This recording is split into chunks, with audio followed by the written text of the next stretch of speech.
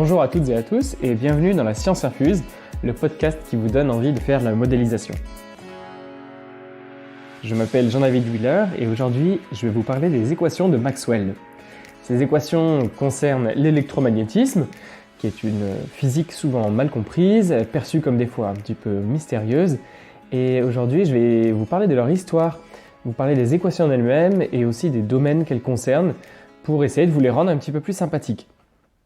Alors la première chose à savoir, c'est que ces équations ne commencent pas par Maxwell. En fait, elles commencent par un ensemble de physiciens du 19e siècle principalement, et qui sont principalement Carl Friedrich Gauss, un Allemand, William Thomson, un Anglais, André-Marie Ampère, un Lyonnais, et Michael Faraday, un Anglais de nouveau.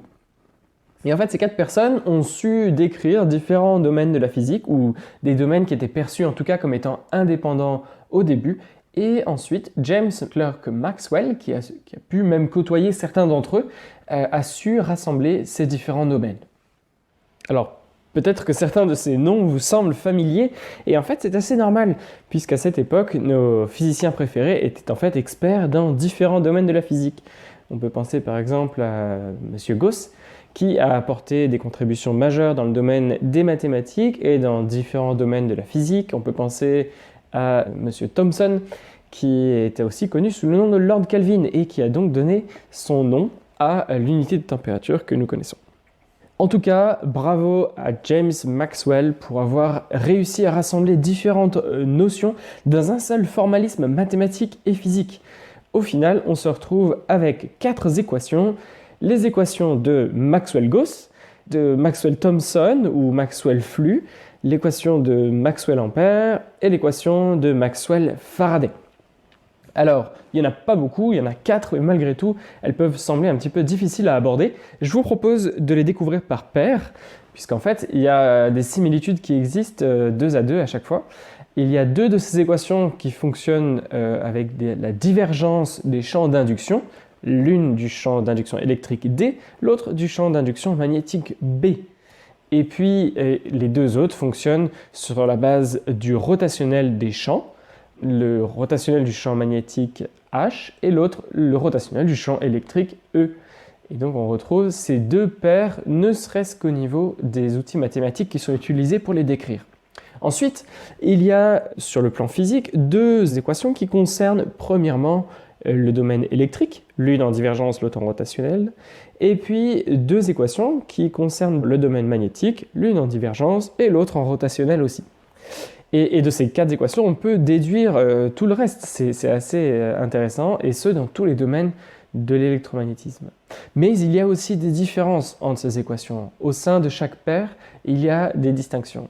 Et si on prend nos 2 équations qui fonctionnent sur la base de la divergence, on note que celle qui s'adresse à la divergence dans le domaine électrique, au champ d'induction électrique D, on a une divergence qui est non nulle. On a une divergence qui est proportionnelle à la charge.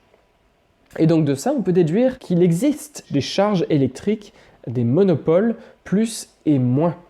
Et à l'opposé, l'autre équation qui décrit la divergence du champ d'induction magnétique B, elle nous dit que cette divergence est nulle. Et en conséquence, il ne peut pas y avoir de monopole. Il n'existe pas de monopole magnétique. Par contre, on a des dipôles magnétiques que l'on décrit par nord et sud, mais ils sont inséparables. Si l'on venait à casser en 2 un aimant, on aurait 2 dipôles distincts et non pas 2 monopoles. Enfin, une autre chose que cette divergence nulle du champ d'induction magnétique nous dit, c'est que les lignes de champ d'induction magnétique B recirculent, elles reviennent à leur source, elles reviennent toujours à la source. Ensuite, si l'on s'intéresse aux 2 équations qui utilisent le rotationnel, on remarque quelque chose qui n'est pas réciproque entre le domaine électrique et le domaine magnétique. En effet, si l'on a un courant électrique constant, il génère un champ magnétique constant. Mais par contre, ce champ magnétique constant ne peut pas induire un courant électrique. Ce n'est pas réciproque, ce n'est pas symétrique. En fait, il faudrait que ce champ magnétique varie au cours du temps pour induire un courant électrique. Et ce courant électrique serait variable lui aussi, il pourrait induire un champ magnétique variable, etc., etc. Cette fois-ci, on est symétrique. Enfin, une dernière remarque sur les équations de Maxwell, c'est que je les ai décrites sous forme locale. Mais par contre, on pourrait aussi envisager de les étudier sous une forme intégrale. Ces formes intégrales portent chacune un nom, à savoir le théorème de Gauss, l'équation du flux magnétique à travers une surface fermée, le théorème d'Ampère et la loi de Faraday. Là où ces équations sont, je trouve personnellement, assez extraordinaires, c'est qu'en fait, elles décrivent tout un tas de phénomènes complètement différents les uns des autres a priori. Et pourtant, ils sont liés par ces 4 équations. Alors, ces domaines sont aussi variés que les ondes électromagnétiques, comme la lumière visible ou les micro-ondes émises par votre four micro-ondes à la maison pour chauffer des aliments. Il peut aussi s'agir du rayonnement infrarouge de votre radiateur ou de votre cheminée qui vous réchauffe. Ça, c'est de l'électromagnétisme aussi. On peut aussi penser aux courants qui circulent dans nos ampoules, qui nous permettent de nous éclairer. L'éclairage est lui aussi, on l'a dit, régi par ces 4 équations. On peut aussi penser aux plaques à induction qui nous permettent de chauffer des aliments. On peut encore penser aux dispositifs électroniques que vous utilisez actuellement pour écouter ce podcast.